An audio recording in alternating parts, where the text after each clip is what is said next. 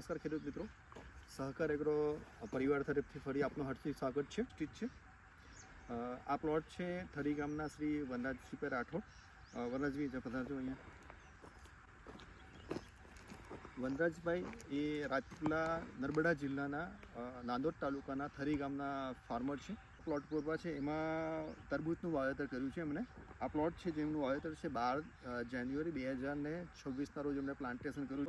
ના એક ડિવિઝન છે સંવર્ધન બાયોટેક સીડલિંગ એન્ડ નર્સરી, જે ઉંમરલા બેઝ આવેલી છે, ત્યાંથી અમને પ્લાન્ટ આ સપ્લાય કરવામાં આવ્યા છે અને વાવેતર કર્યું છે. પ્લાન્ટ આવ્યા હતા એમની ત્યાં આઈ થિંક 12 તારીખે સવારમાં, અને આ જગ્યા પર 4 દિવસમાં અલગ અલગ દિવસમાં પ્લાન્ટેશન થયું છે. 12 તારીખ, 13 તારીખ, 14 તારીખે મકર સંક્રાંતિ હતી, જેના કારણે 15 અને 16 બરાબર 12, 13, 15 અને 16 એમ કે 4 અલગ અલગ પ્લોટમાં વાવેતર કર્યું છે. કુલ્લે 30,000 પ્લાન્ટનું અહીંયા સોવિંગ છે. ખાસ કરીને તમને બતાવવાનું કારણ એવું છે કે ભાઈ શિયાળાની ઋતુની અંદર પણ પ્લાન્ટનો ગ્રોથ કઈ રીતે આપણે સારી રીતે લઈ શકીએ. તો એમને ત્યાં સર્વપ્રથમ જ્યારે પ્લાન્ટનું પ્લાન્ટેશન કર્યું ત્યારે એવી ટ્રીટમેન્ટ આપવામાં આવી સંવર્ધન બાયોટેક સીડલિંગ નર્સરી દ્વારા કે જેના કારણે પ્લાન્ટનો બેઝિક ઠંડીમાં પણ પ્લાન્ટનો ગ્રોથ અટકે નહીં. તો આવો નજીક આવો જરા, એટલે તમને ખ્યાલ આવશે. આ પ્લાન્ટ છે જેની ઉંમર હાલમાં 18 દિવસની થઈ છે, અને 18 દિવસમાં પણ પ્લાન્ટનો ગ્રોથ તમને જોવા મળે છે. એનો પ્લાન્ટની સ્ટ્રેન્થ તમે હાર્ડ સ્ટ્રોંગનેસ જોશો તો પરફેક્ટ છે.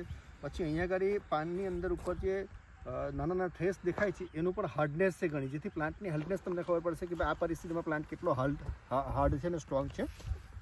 હવે ઘણા ખેડૂતો વર્ષોથી તરબૂચની ખેતી કરે, પણ ઘણીવાર શું તરબૂચની ખેતી કરે તો એમાં આપણે પ્રોડક્શન મળી જાય એ બેઝ ઉપર વાવેતર પછી ખાલી ફક્ત ફર્ટિલાઇઝર અને દવા ઉપર આધારિત રાખે છે, અને દવા અને ખાતર દ્વારા જ ઉત્પાદન મળશે એવું માનમાં લોજિક રાખે છે.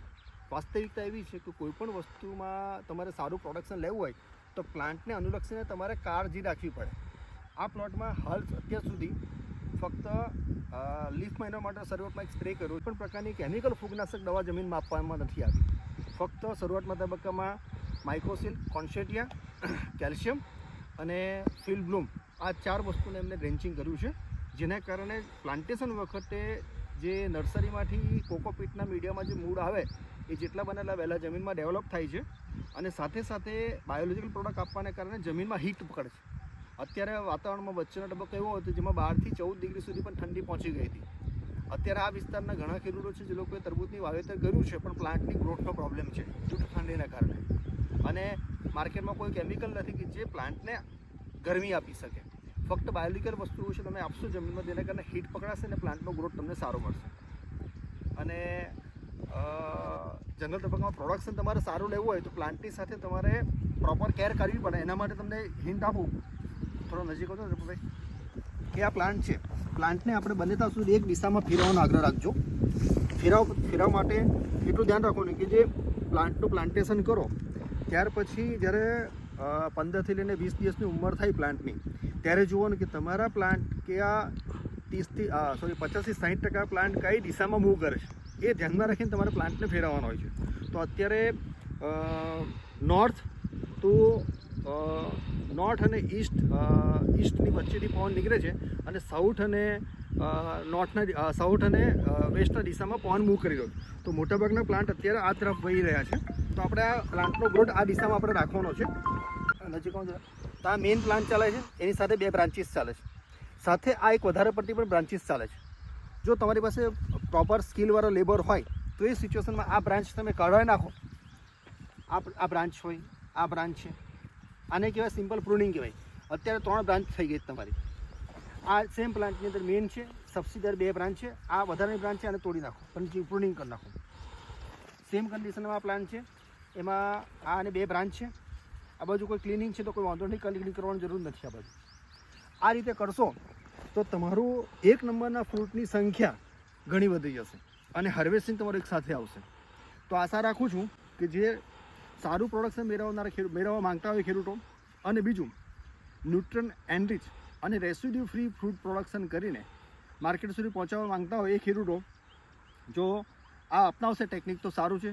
શક્ય હોય તો કેમિકલ ફૂગનાશક દવા જમીનમાં વાપરવાનું ટાળજો તો ઘણું સારું છે.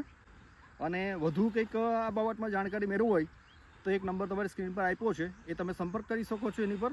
અને ગમે ત્યારે પણ આવનાર 1.5 મહિનામાં આ ફિલ કદાચ પૂરું થશે તો ગમે ત્યારે પણ વનરાજભાઈનું ખેતર તમે આવી શકો છો. વનરાજભાઈ તમારો નંબર આપજો ને. 9714279923. તો તમે વનરાજસિંહભાઈ રાઠોડ તમે ગમે ત્યારે પણ આ પ્લોટ વિઝિટ કરવા આવી શકો છો. આમનું પોતાનું કેળનું વાવેતર પણ કદાચ 50 એકરની ઉપર કેળનું વાવેતર હશે. કેટલા એકર છે? 130 આજુબાજુ. 130 એકરનું વાવેતર કેળનું છે. અને અહીંયા કંઈ 30,000 પ્લાન્ટ એમને તરબૂચના બનાવ્યા છે.